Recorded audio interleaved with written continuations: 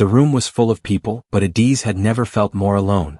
She sat at the long dining table in the Okonkwo family's Port Harcourt mansion, surrounded by crystal glasses and expensive laughter, her hands folded quietly in her lap, her heart beating in a way that had nothing to do with the baby growing inside her. She was 11 weeks pregnant. Nobody at this table knew. Her mother-in-law, Chief Ngozi Okonkwo, stood at the head of the table the way generals stand before armies, straight-backed, deliberate, with the particular satisfaction of a woman who had planned something and was now executing it. She tapped her wine glass once with a ringed finger, and the room went quiet like a school when the headmistress walks in. "I have something to say," Chief Ngozi announced, "and it concerns our guest of honor." She smiled at Adaeze. The smile did not reach her eyes. Adaeze looked up slowly. "The jewelry you are wearing tonight, the gold set, the earrings, the necklace, they belonged to this family long before you arrived." Chief Ngozi's voice was warm on the surface and cold underneath, like a river that hides its current. "Since you did not earn them, I am asking you in front of everyone to return them. Tonight." The table went still. 23 people were watching Adaeze's face. She looked once at her husband, Emeka, who sat 3 seats away. He was staring at the tablecloth. He did not look up. He did not speak. He just sat there, silent as a man who has already made a decision he is ashamed of. Adaeze felt something shift in her chest, not pain exactly, but the particular feeling of a lock turning. She reached up with both hands, unclipped the earrings and placed them beside her plate. She unclasped the necklace. She removed the bracelet. Each piece touched the table with a small, clean sound. She did it slowly, without rushing, without tears, without giving anyone the performance they were waiting for. "Of course," she said. Just those 2 words. Then her phone vibrated in her purse. She didn't reach for it, but she felt it.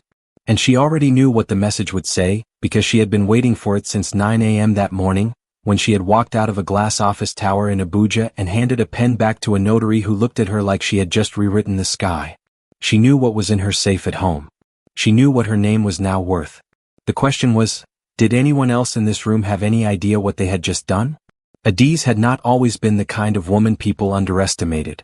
But she had learned, early and painfully, that being underestimated was sometimes the most powerful position a person could occupy. She grew up in Enugu in a small house behind a church her father pastored. They were not poor, but they were careful, the kind of family that counted blessings in naira with equal attention. Her father, Pastor Chukwemeka Eze, believed 2 things above everything: that God rewards patience, and that a woman who knows her own value never needs to announce it. Adaeze carried both lessons like bones. She was brilliant in the quiet way that doesn't announce itself with noise. Top of her class at University of Nigeria Nsukka. A master's in finance from Lagos Business School on full scholarship. She didn't celebrate loudly. She just moved to the next thing. She built Zera Capital, her investment and land acquisition firm, from a single-room office in Abuja with a second-hand desk and a laptop that overheated in the afternoon. For 6 years she worked in that city while the big names in Lagos took all the headlines. She didn't mind. She was not building for headlines. She met Emeka Okonkwo at a conference in Abuja 3 years ago. He was charming, well-dressed, and spoke about vision the way men do when they've grown up around money. He pursued her with the kind of energy that felt like love. She was careful. Her mother had warned her about men who love your potential but fear your power. She married him anyway. She thought she had seen enough of him to know. She hadn't. The first time she understood the Okonkwo family clearly was 6 months into the marriage, when Chief Ngozi visited their Abuja home and rearranged Adaeze's kitchen without asking. When Adaeze gently mentioned it, Chief Ngozi looked at her and said, "A wife manages. She doesn't own." Adaeze had smiled and said nothing. She had gone back to her office the next morning and worked 14 hours straight. Now, sitting in the car outside the Port Harcourt mansion, having just left the dinner table with bare hands and a quiet face, she finally reached into her purse and read the message from her lawyer, Barrister Sola Adeyemi. Confirmation received from all parties. Federal Land Registry has processed. Zera Capital is now the lead developer on the Coastal Corridor project. 30.2 billion naira, correction, dollars. Historic. Congratulations, Ada. She read it twice. Then she put her phone face down on the seat, placed one hand on her still flat stomach, and looked out the window at the Port Harcourt night. "Your grandmother just made a very expensive mistake," she whispered to the baby. But what Adaeze didn't know yet, what would change everything by morning, was that someone inside that house had seen her face when the phone vibrated. And they were already asking questions. The person who had been watching Adeeze's face was not who she would have expected. It was Auntie Rosaline, Chief Ngozi's younger sister, a small, sharp-eyed woman who wore Ankara-like armor and missed nothing. She had sat at the far end of the dinner table all evening, quiet as a cat on a warm roof, watching everything and saying little. She had seen the moment Adeeze's phone vibrated. She had seen the way Adeeze's jaw shifted, not in pain, not in anger, but in the particular way of someone receiving news they have been waiting a long time for. Rosaline had lived long enough to know the difference between a woman who is breaking and a woman who is simply done pretending. She followed Adeeze outside. "Ada," she called softly, reaching the car just before the driver pulled away. Adeeze rolled down the window. Rosaline looked at her for a long moment, at her bare neck, her bare wrists, her calm face. Then she said something nobody else in that house would have said. "Whatever you are carrying, carry it well. Some of us are watching and we are not all the same." Adeeze studied the old woman's face. Then she nodded once. Rosaline stepped back. The car pulled away. Inside the mansion, Emeka was helping himself to another drink, laughing with his cousin Tabena about a land deal that had fallen through last quarter. He had not gone after his wife. He had told himself she needed space. The truth, which he hadn't examined closely enough to name, was that he had been relieved when she left quietly. His mother appeared at his shoulder. "She took it well," Chief Ngozi said, sounding almost disappointed. "She's like that," Emeka said. "She doesn't make scenes." His mother swirled her wine. "A woman who doesn't react is either very weak or very dangerous. I have never been able to tell which one your wife is." Emeka laughed. "She runs a small investment firm, Mama. She's not dangerous." Chief Ngozi said nothing. But she set her glass down in the careful way she did when a thought was settling into something more serious. That night, back in their Abuja home, Adeeze sat on the edge of the bed in the dark. She didn't turn on the light. She just sat, one hand on her stomach, thinking about her father's voice, about the desk in her first office, about 6 years of early mornings and silent sacrifices and a dream she had protected like something fragile until it became something unbreakable. She thought about the safe in her home office. Tomorrow she would open it. Not for herself, she already knew what was inside. She would open it because the time for privacy had ended. The time for being seen had arrived. Her phone rang. It was Barrister Sola. "Ada, the story leaked. A financial journalist in Lagos already has the outline. By morning it will be everywhere." Adeeze closed her eyes. "Let it," she said. By 6 o'clock the next morning, Adeeze's name was on every financial news platform in Nigeria. Abuja-based firm closes historic $30.2 billion coastal development deal. Zara Capital founder named lead developer. The story moved fast the way only true things do. By 7, 3 television stations had called her publicist. By 8, the governor of Rivers State had sent a congratulatory message. By 8:15, Chief Ngozi Okonkwo's phone was ringing with calls from people who wanted to know if she was related to that Adeeze Okonkwo. Emeka saw it on his phone while still in bed. He read the headline once. Then again. Then he sat up slowly, the way a man does when the ground beneath him has shifted and he is trying to understand the new angle of everything. He typed her name into the search bar. Article after article.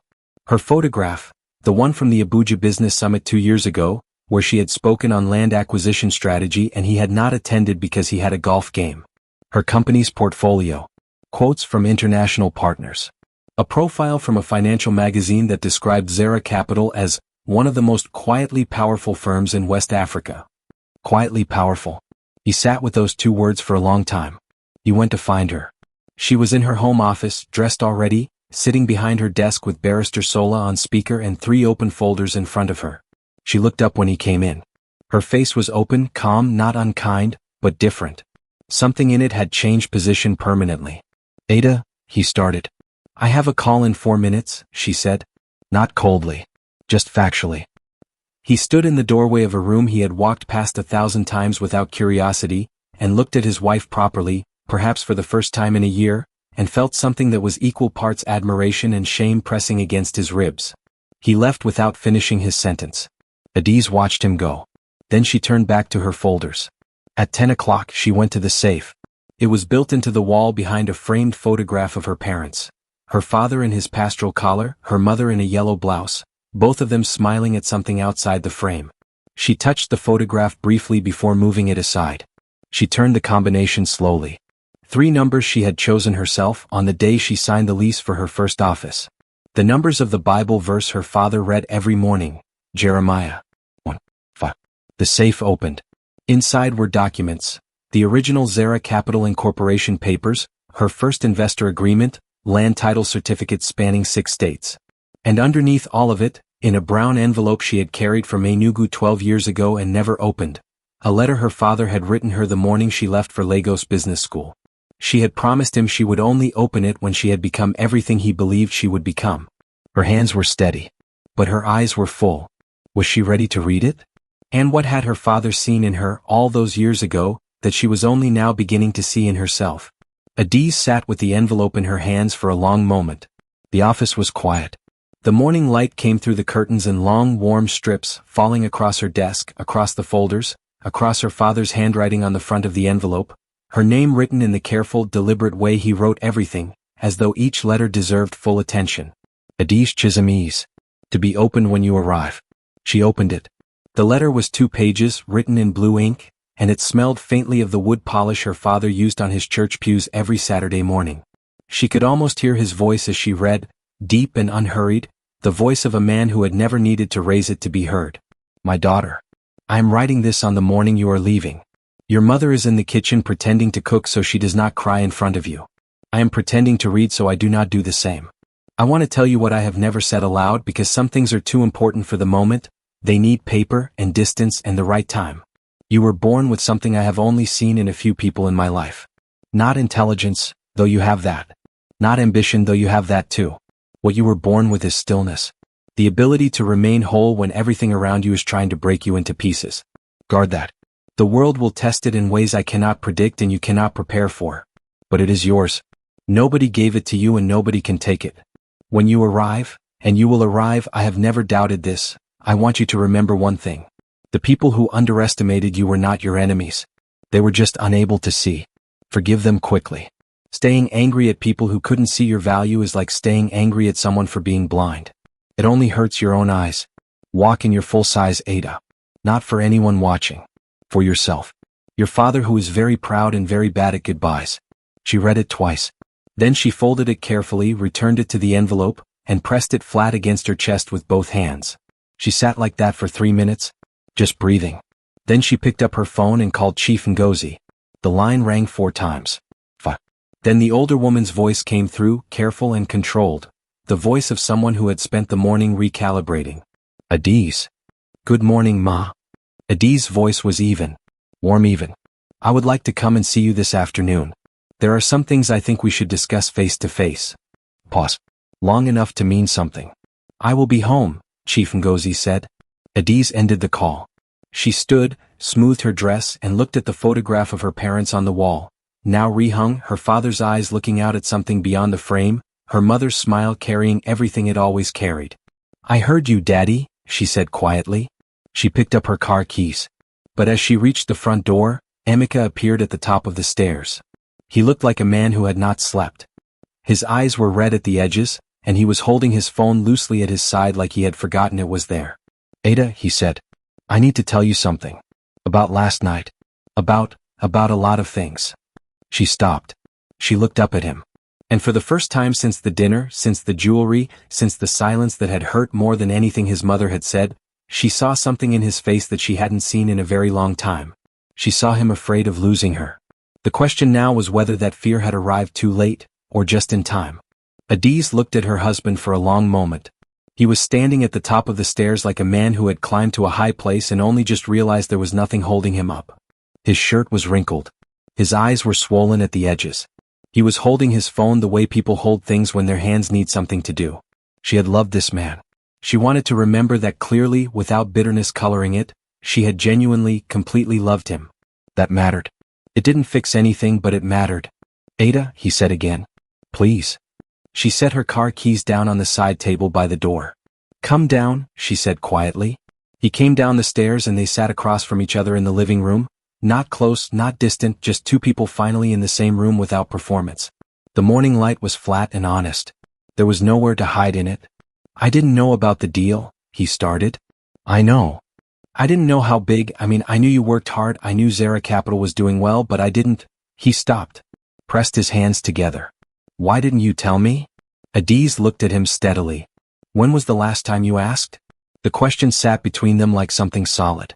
Emeka opened his mouth, closed it, because the answer, when he searched for it honestly, was not recent. It was not even this year. Somewhere in the business of being a Caldwell, an Okonkwo, of managing his mother's expectations and his cousin's opinions and the social architecture of a family that confused loudness with strength, he had stopped asking his wife about her world. He had stopped seeing her. I let my mother's voice become the loudest thing in our home, he said finally. And I told myself I was keeping the peace.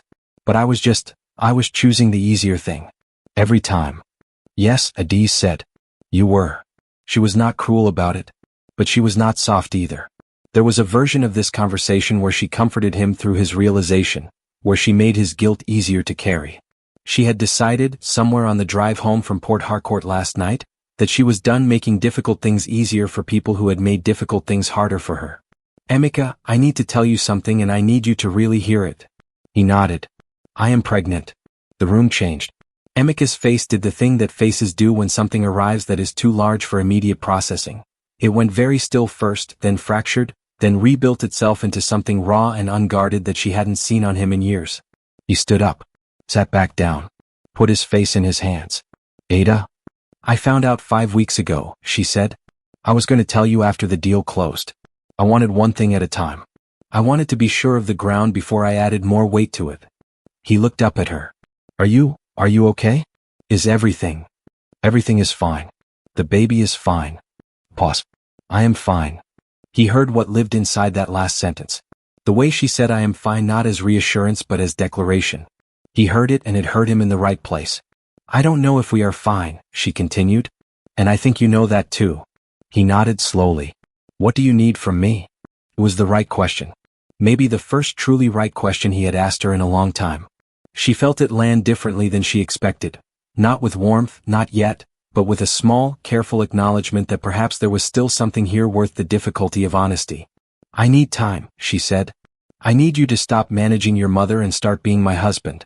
I need you to understand that what happened at that dinner table was not a small thing that I will absorb and move past by morning. Your mother removed jewelry from my body in front of your entire family. And you sat there. I know. His voice broke on the second word. I am not asking you to choose between us, she said. I am asking you to stop pretending there is no choice to make. She let that sit. Then she picked up her car keys again. Where are you going? He asked. To see your mother. Chief Ngozi was in her garden when Adaeze arrived. She was deadheading roses, cutting away the blooms that had gone past their time with a small pair of silver scissors, working methodically along the row. She looked up when she heard the gate, and something moved across her face that she quickly composed back into stillness. But Adaeze had seen it. It was the look of a woman who had spent the morning reading the news and reassembling her understanding of the world from the ground up. Adaeze did not greet her with coldness. She greeted her the way her mother had taught her, respectfully, fully, without shrinking. Good afternoon, Ma. Chief Ngozi set down her scissors. Adaeze, I did not expect you today. I know. Adaeze opened her bag and placed a folder on the garden table between them. Please sit. There are things I want to show you. The older woman sat. She looked at the folder but did not open it. Before I show you what's inside, Adaeze said, I want to say something. Not as your son's wife. As myself. Chief Ngozi looked at her directly for perhaps the first time, not through the filter of what she had decided Adaeze was, but actually at her. I never came into your family to take anything, Adaeze said. I came in with my own hands and my own name and 11 years of work that nobody in that dining room knew about because I never needed them to. I did not marry Emeka for this family's position. I did not need it. I need you to understand that, not for an apology, but because it is true and truth matters to me more than comfort. Chief Ngozi was quiet. Last night you asked me to return jewelry in front of 20 people. Adaeze's voice remained even. You called it family property. You said I hadn't earned it. She paused. Open the folder, Ma. Chief Ngozi opened it. Inside were documents, clean, official, stamped. Land titles. Federal Registry confirmations. The headline printout from 3 national newspapers.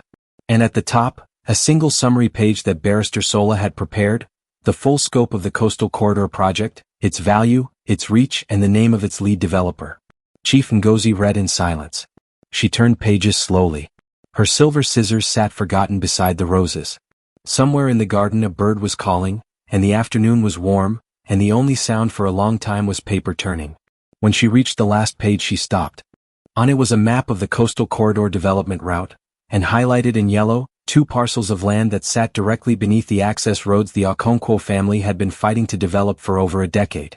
Land they had spent lawyers' fees and political capital and years of frustration trying to unlock. Land that Zara Capital now controlled. Chief Ngozi looked up. "I acquired those parcels 3 years ago," Adaeze said calmly. "Not because of your family. I didn't know then that they connected to your routes. I acquired them because I understood their value. That is what I do. I see value before other people see it." The older woman looked at her daughter-in-law and for the first time in 8 years had absolutely nothing to say. "I am not here to use that against you," Adaeze continued. "I am not here to punish anyone. I am here because my father taught me that people who underestimate you are not enemies, they are just people who couldn't see. And I am choosing to believe that you simply couldn't see me." She folded her hands on the table. "I would like that to change. For my sake. For Emeka's. And for the child I am carrying." The garden went very still. Chief Ngozi's composure, that magnificent, architectural composure that had controlled rooms for 40 years, came apart quietly the way expensive things break. Not with noise. Just a slow, dignified crumbling at the edges. "You are pregnant," she said softly. "Yes." The older woman looked down at the map. At the highlighted land. At her daughter-in-law's name printed at the top of a document worth more than everything the Okonkwo family had built in 2 generations. When she looked up again, something in her eyes was different. Not defeat. Chief Ngozi was not a woman built for defeat. But something that sat beside humility and had taken a long time arriving. "I misjudged you," she said. "Yes," Adaeze said. "You did. No false comfort. No performance of graciousness. Just 2 women sitting in a garden with the truth finally between them, undecorated in the afternoon light." Chief Ngozi reached across the table slowly. Not for the folder. Not for the documents. She reached for Adaeze's hand. And Adaeze, who had her father's stillness and her mother's discernment and 11 years of quiet, unwitnessed strength, let her take it. Not because everything was forgiven. Not because everything was fixed. But because she was not a woman who confused mercy with weakness, and she understood that some doors, once opened, need to be walked through while they are open. That evening Adaeze sat alone in her home office. The folders were closed. The phone calls were done. The city outside was settling into night, Port Harcourt glittering in the distance, Abuja waiting at home, her name now printed in the history of something that would outlast this day by decades. She opened the safe one more time. Not for documents. Not for evidence. She reached past all of it, past the land titles and the incorporation papers and the proof of everything she had built, and she took out her father's letter. She read it again in the lamplight, slowly, the way you read something you want to memorize not with your mind but with your whole body. Walk in your full-size Ada. Not for anyone watching. For yourself. She folded it, held it against her chest, placed her other hand on her stomach, on the small, extraordinary life quietly growing there, unbothered by billion-dollar deals and family politics, knowing nothing yet except warmth and the steady sound of its mother's heartbeat. "We are going to be okay," she said softly. To the baby. To herself. To her father somewhere beyond the reach of letters. She meant it in the way that only people who have earned their peace can mean it. Not as a wish, not as a prayer, but as a fact she had worked for and paid for and finally, completely owned. She turned off the lamp. She walked forward. We've come to the end of today's story. I hope it touched your heart. Thanks for watching and staying with us till the end. Don't forget to like, share, and subscribe for more inspiring stories. See you in the next one. And tell us in the comments, where are you watching from?